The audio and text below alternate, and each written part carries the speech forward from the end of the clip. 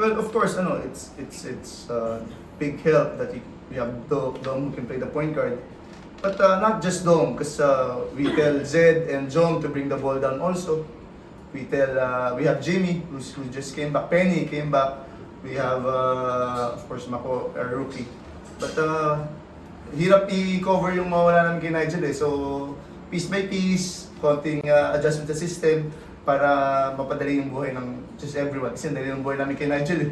Kaya yun na nga, first quarter, hinahanap ko na siya eh. Nandun sa bench eh. Hindi pala nakabihis. So, joking aside, talagang kailangan magtulong-tulong. Not just us coaches, but even them players. Alam na rin.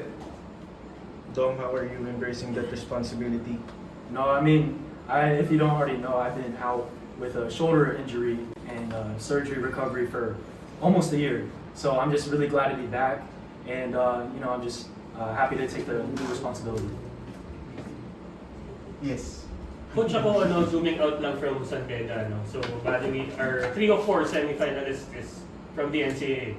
And then this battle between champions of the leagues, the NCAA won.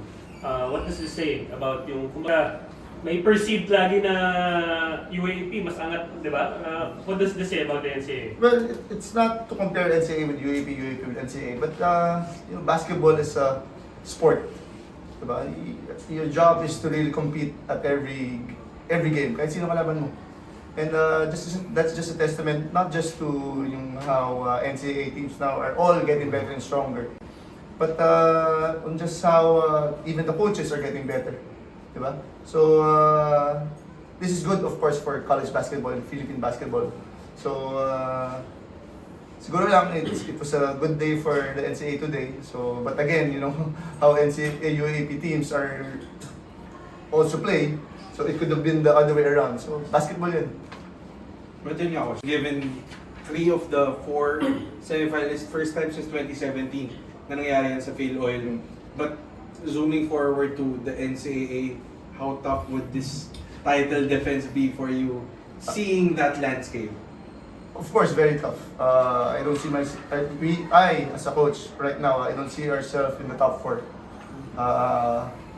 Especially with losing si Nigel. And the way GRU has been playing Letran, not just even CSB, nagkatago lang yan si Coach Charles. Hindi lang niya tinodo, pero you saw yung last game nila nung eliminations, tinodo niya yung lineup niya when they won against GRU. And even Arellano. So, we barely won against Arellano. So, this is good, of course, for NCAA, the league itself.